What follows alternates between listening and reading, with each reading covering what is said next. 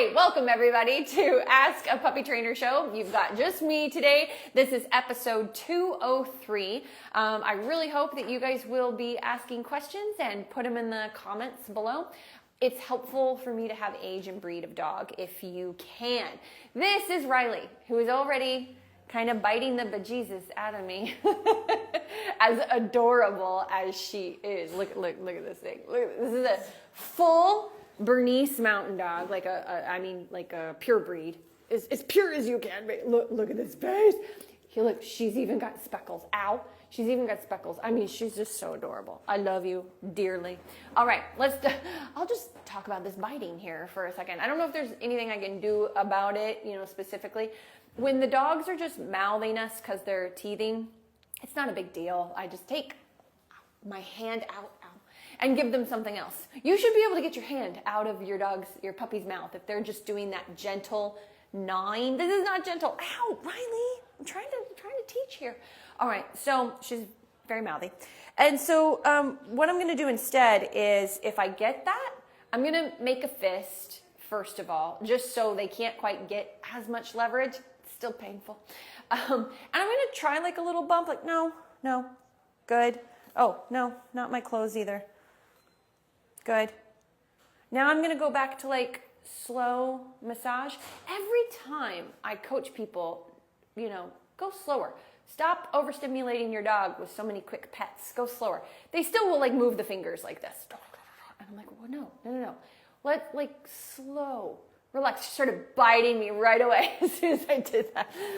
Slow and relaxed, all right? Not that a Bernese Mountain Dog should be on your lap, but I bet she is a little bit at home. I wouldn't blame them at all. But look at the difference. Really slow. Even if I'm doing scratchies, look, she's not biting me. You guys see that? She's going to in a minute. It doesn't magically make them not bite. But when you stick to the chest and the body, and especially if you're holding them in a way that's just much more controlled and they feel under control, almost like a vet hold or a carry hold, you're gonna get so much less of that nippiness. Whereas if I go, to the face and I start messing with it, look, guys. So there's nothing wrong with your puppy shark. They're doing, what their genetics and their body is telling them to do. Whoa, all right, maybe Riley's done. Oh my God, you're so cute. Oh my God, I'm losing it. I'm losing my mind over this dog. It's heavy. Okay, so hopefully that kind of gave you a little bit of insight. And my point is just that petting your dog, talking to your dog in any way, sometimes even if it's firmly, it causes stimulation, right? And then they're gonna get mouthy. So the way that we share affection with our dogs is a direct example to our relationship with them. And so it's just really important that the vast majority of how you interact with your dog with pets, the timing is appropriate, you're not being too permissive, you're not creating a ton of excitement, and after you do pet them, and they kind of melt into it, and they're like, oh, this is so nice and soothing. That's the association you want to make with most of your pets. That you then don't just put them on the ground and expect them to be calm. You were still giving them attention. So if you don't give them something to do, they're going to go get into trouble. They're going to go jump on your kid or chew up the wires under the desk. Ask me how I know. Or they're going to keep trying to jump on the couch and demand to be up on the couch. So my point is just that, anytime you're doing something that's going to stimulate your dog in any way, shape, or form, which could even be giving them eye contact while they're in crate and supposed to be calm, and they're like, oh, what? You got to do something to refocus them and calm them back down, or give them something else to do. Okay, I'm going to get to your questions. Somebody asked a question right there. Yeah, you want to go ahead and jump in with that one? Official Call Me Cora, 16-week-old Yorkie, doesn't care about peeing in his crate, and nothing seems to stop the biting from teething. Okay, 16-week-old Yorkie. All right, so first we've got this potty checklist, right? Yorkies are very tiny and they have tiny bladders. So 16-week-old, they might still need to be going out every 2 hours. And that is when you are restricting water. Now, by restricting, I don't mean not giving your dog enough water. That's not what I mean. I mean not giving them as much as they want all day long, constant access to water. So it's really important that, you go for your training session, your play session. I mean, a Yorkie in the bottom of a pan gets like this much. It's such a small amount. There is an actual amount. Sparky has this memorized. I don't have it memorized. You can go on Google and you can Google like how much water does a dog or puppy actually need, and it'll be like half an ounce for 10 pounds of body weight for the whole day, and then you divide that up or per session. Anyway, you can look that up if you're worried that you're not going to give enough. But it's such a small amount each time. And if it's hot where you live, like it is here, and you don't have AC, don't let your dogs guzzle anyway, even if you just went for a walk. It's like, let them drink some water. And then when you're like, okay, I think that's enough, give them a break, give them a potty break in 20 minutes. Then see if they want more water after they fully cooled off. So you've got to have structure to it, is my point. I hope that made sense, is that you are giving them water after they're out of crate, after working with them in any way, shape, or form, and then you're putting it away. So you're controlling the intake. So if they do happen to drink a lot more than usual, you're not taking them out in 2 hours. You're taking them out in 20, 30 minutes, and then you see if they can hold it hour and a half, 2 hours. It's all really kind of problem solving. It's the same, oh my God, I'm potty training my kid right now. And it's the same thing. I have learned that at the first half of the day, she needs to pee every hour. But after her nap, I don't know if it's because it's like all built up during the day, it's every 30 minutes. And if I miss it, it's my fault, not hers, because she can't tell me yet that she needs to go. It's the same thing with puppies, which is so crazy. Sorry, I'm still in like this newness of how many, commonalities between these things are. And so that's what you're doing. You're figuring out your puppy's schedule, because your puppy is different than a retriever. It's different than the ginormous dog that you just saw that's probably younger than your puppy but can hold it longer. And so anyway, you got to go on a problem solving find, and hopefully those tips help. The other thing I would say is that if you can't, take your puppy out that often, then yeah, put a puppy pad down in there as long as she doesn't chew them up, or give her a way to be able to go potty, in a different space other than the crate. They have like compartments, or you could do a playpen, when you're not around, so she can go and pee somewhere that's not where she lays, if you can't let your dog out of crate often enough through the day. Also, you have such a small dog, you could just get a bigger crate and you could section off areas like a playpen. That's what I prefer to do with smaller dogs, because I don't think most playpens are safe. All right, moving on to the biting portion. She squeezed in 2 questions. 2. However, all of you have this question about the biting. So you probably didn't see the opening. I would really love it if, when this gets reposted on Instagram, it only shows the first 15 minutes because Instagram has restrictions, but that's all you need. Watch the beginning portion where I'm talking about Riley and she's painfully biting me while I'm trying to talk to you guys, just so you can, get on the right page as far as the stimulation aspect of it. The other thing is, honestly, it's normal for that age, but it doesn't matter that it's normal. We still have to be teaching them that you don't put teeth on humans. You can go bite other dogs. You can bite that species. You can, go after small animals if that's what, is okay with you, but you can't bite humans. They absolutely can make that association, and you want to start shaping that very early. For us, the biting is more about, well, what kind of impulse control are you teaching outside of the biting? Is she waiting at crate threshold, waiting at door thresholds, waiting for food bowl? Is she already doing place and stay? Because at 16 weeks old, she, could be great at that already. Is that the same person or new? Same. What's the follow-up? Thank you. I was thinking I should make the crate smaller. I blocked it off, but I think it may still be too big. Yeah, if you aren't gone for long periods of time, yeah, it's only small enough for them to turn around, lay down, that's it, and maybe a little stretch. And it's hard with a smaller dog. It definitely is, because there is no crate unless you get like the tiny little, plastic crates, which you could try. You could try that. Okay, so again, just to go back to the biting, where was I? I was somewhere. It's so different not having somebody to like feed off of and like collect your thoughts while they're talking. So when it comes to the, when she's actually biting, let's say you're doing all your impulse control work on the outside of things, that's so important. She can't be running amok all day long, getting to play, go where she wants, lots of food, fun work, but there's no work where you're working on impulses and then you expect her not to bite. So that's why I just gotta say that, because that's not fair to the puppy. When it comes to actually addressing the biting, I would have her drag around a leash. And a little dog, you just get a 3/8 inch leash. That's how thin they are, and they definitely make those. Just type it on Amazon, like 5 or 6 foot, 3/8 inch leash, and cheap nylon leash. When it comes to you, you only have it on the dog when supervised. If you have a lot of stuff in the home she could get it hooked on, just cut the loop off the end, burn, the end because it's nylon, and you've got yourself a drag leash that you could type into Amazon and pay double for. That's what they are. You can like buy a drag leash and it just means a leash without the loop on the end of it. So anyway, you can do that. And you've got to be able to control each moment by moment. So you got your drag leash on when supervised only, and you have a training pouch of food on you all the time if your puppy is out of crate. This is so critical. Why does everybody not do this? Because it's an extra step. I get it. But have like a little tray on the top of your dog's crate, or a little basket, a little cheap plastic basket that has all the goodies that you need. The drag leash, and then the pouch. You just stick that on, clip the leash on. Every time they're coming out of crate, you're ready.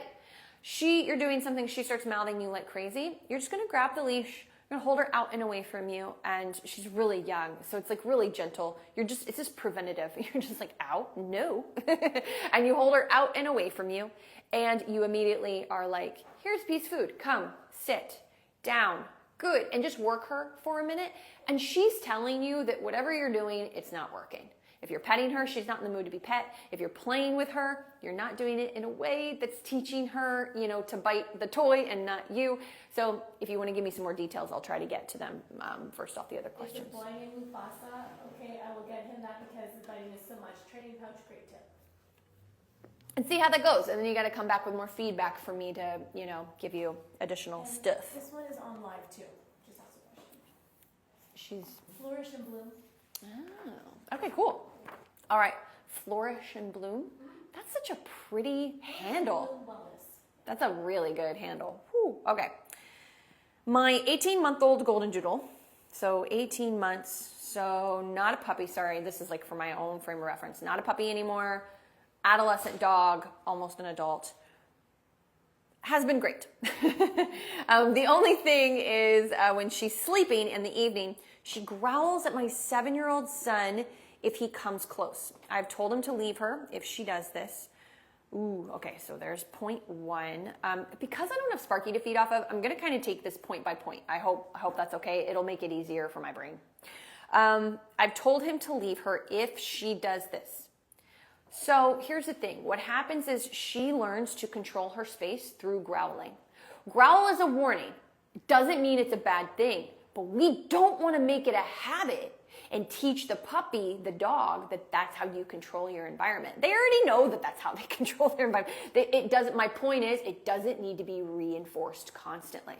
So your communication, and maybe this is just the way you worded it, but the communication with the kid should be, you never touch a dog when they're sleeping or resting in their dog bed.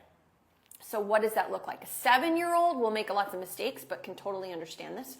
Where if you want to engage, so if I'm talking, I've got a 2-year-old. So let's pretend she's 6 or 7 and I'm coaching her, which I have to do 50 times a day, but that's how it is.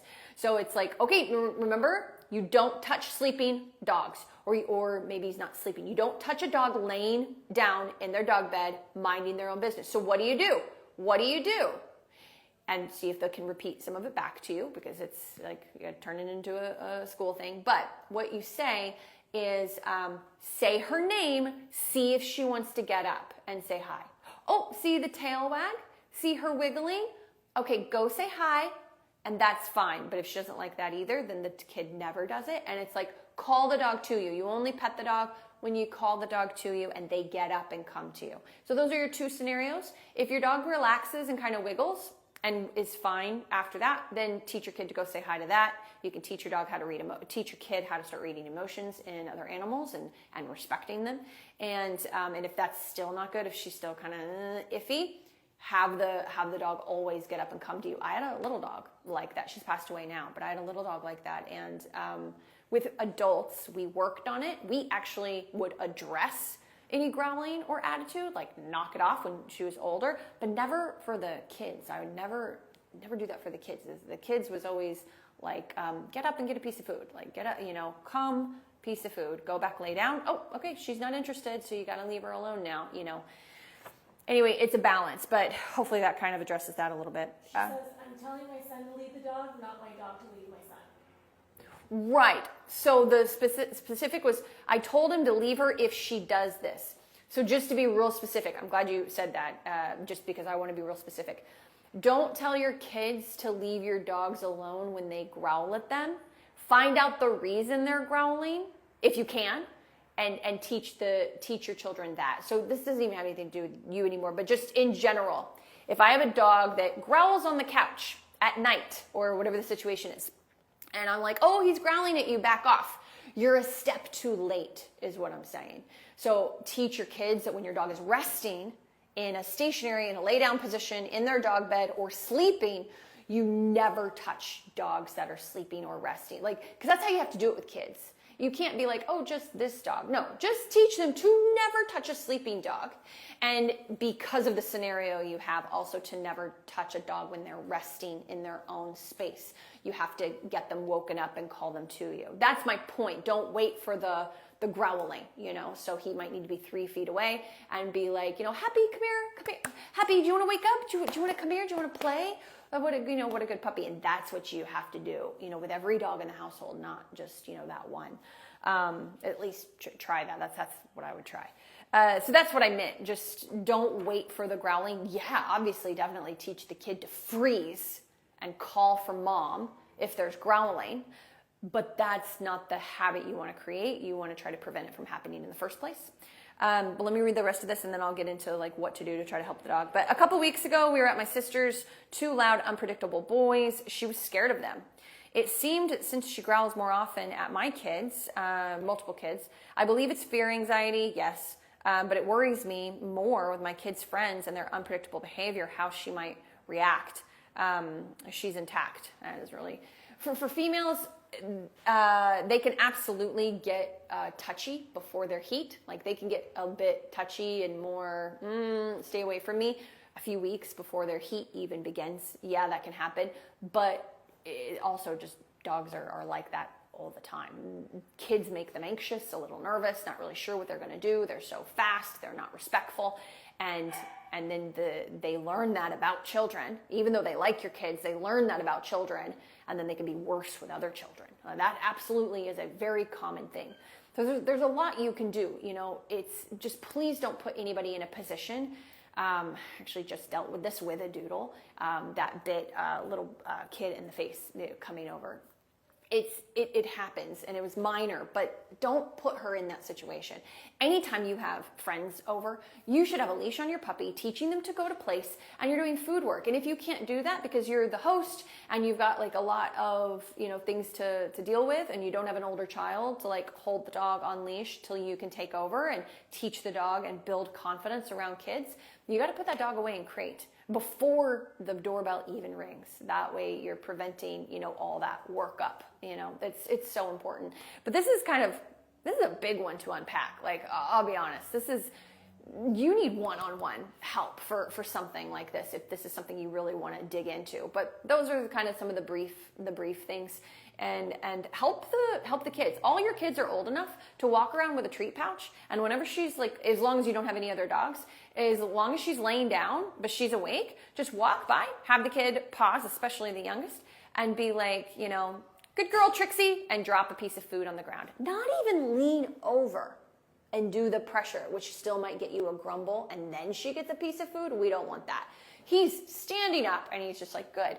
But the thing about counter conditioning that I feel like trainers don't talk enough about is that it takes hundreds of those repetitions. And so you've got to really dig in and be like, we're going to work hardcore for 2 weeks, and you're going to give this dog like 20 pieces of food a day walking by, all the kids, total.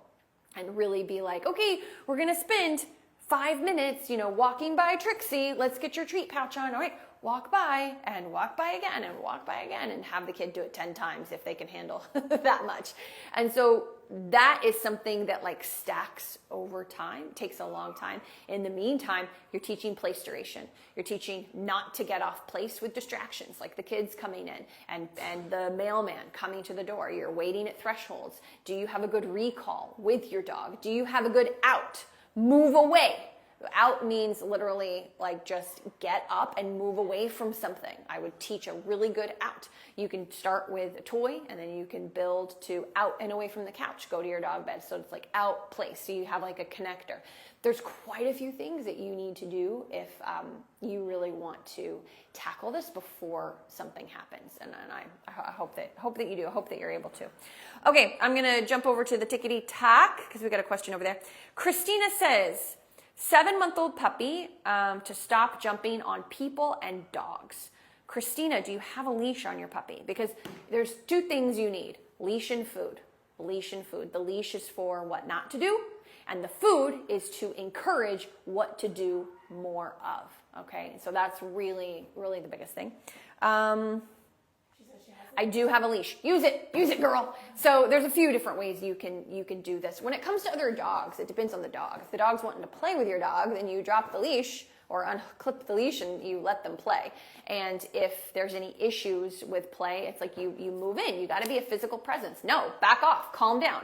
Okay, go again. That takes lots of practice.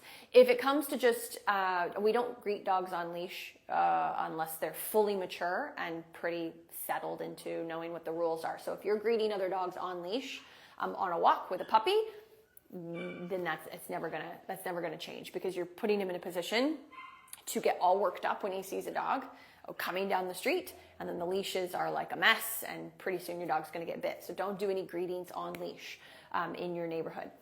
When it comes to people, though, you can do a lot with that. So if it's people coming into the home or people on the street, you get that excitement, you immediately do a turn around, sit.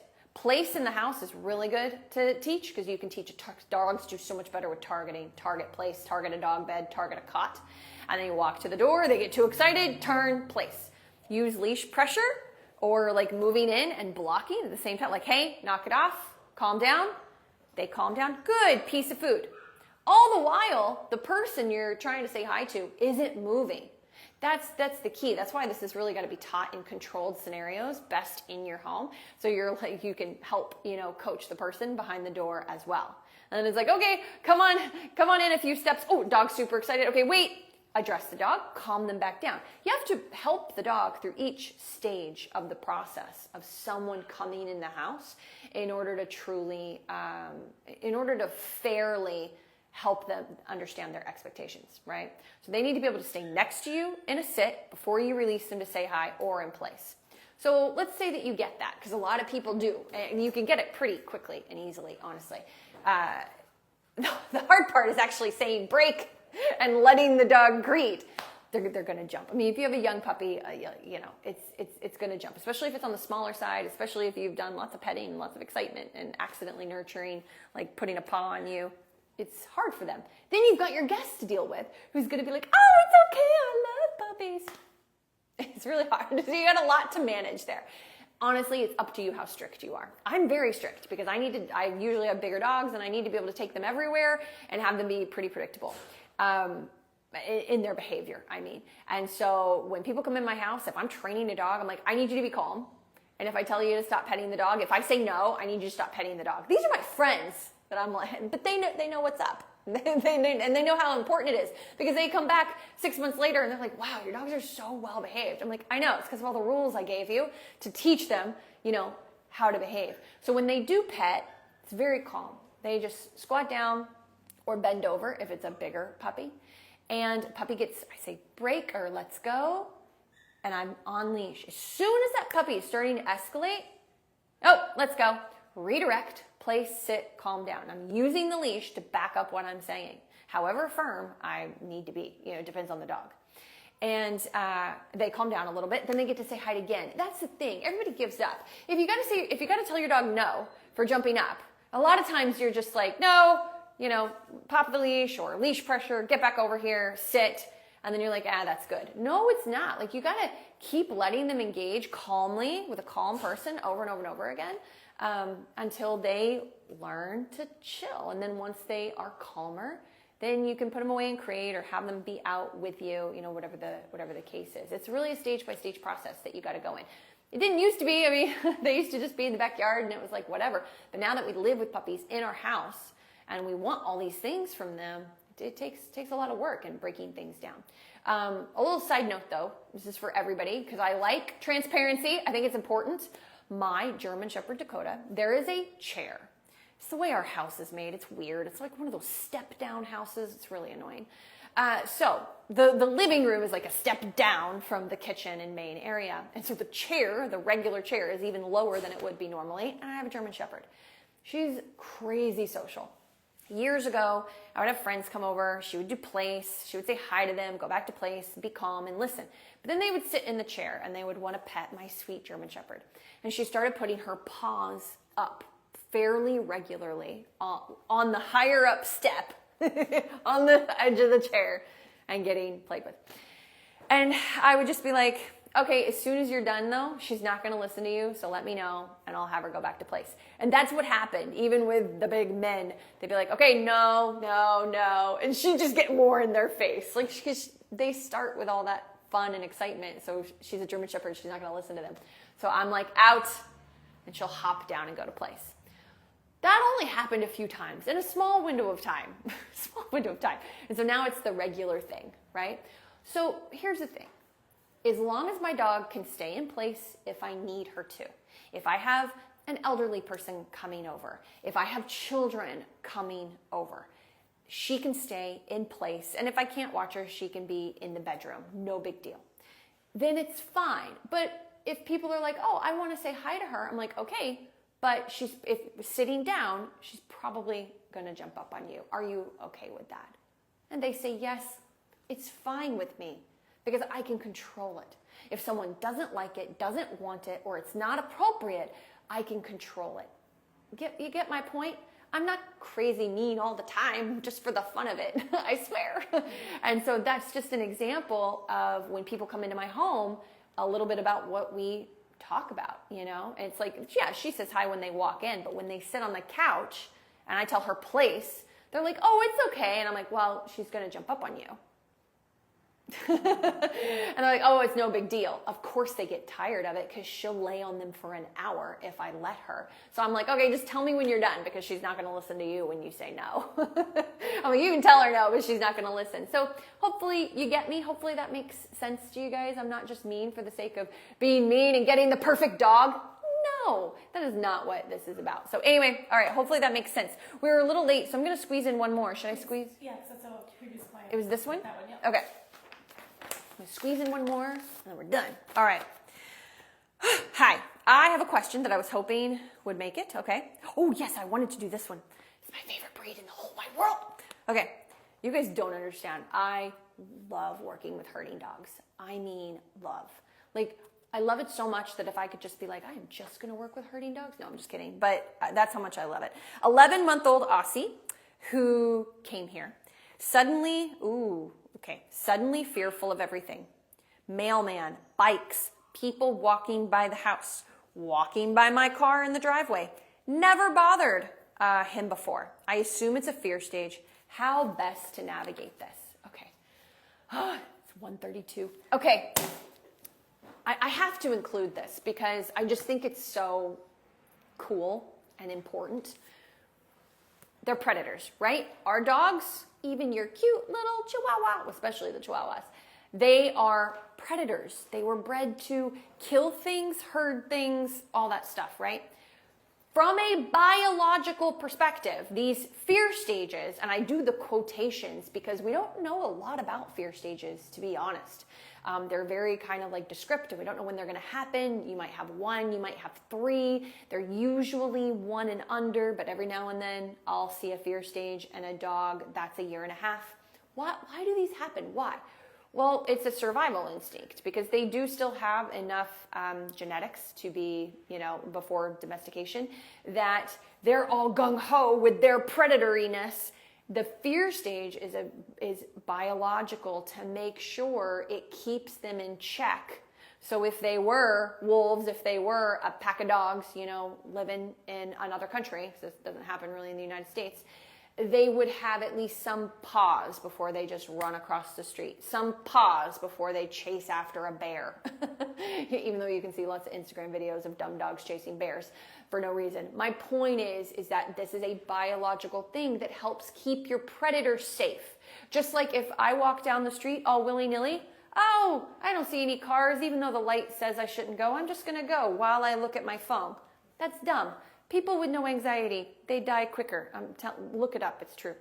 So my point is that this is a biological thing and I don't fight it. And so here's what I mean by that. If you were to come to me and say, I have a dog fearful of this, this, and this, and this, it's been fearful its whole life, I'm like, okay, we're charging ahead, we're building confidence, and I am a trainer that challenges dogs. I don't always work them under threshold once they're your dog's age, not the puppies, but like over 6, 7, 8, 9 months, I challenge them and I will put them over threshold. I won't go into what I mean by that because I don't have time, but my point is I'm not afraid to challenge a dog that's struggling with fearful stuff. However, you tell me what you just told me and I'm going to go slower. I am going to try to work more under threshold. I am going to try to set my dog up more for success because they are much more vulnerable in this time period. So I don't know exactly what your dog is doing. You said fearful. I don't know if that means reactive. Usually with an 11-month-old Australian Shepherd, that means reactive, like barking at or jumping at, chasing. But I don't know that for sure. It could be moving away.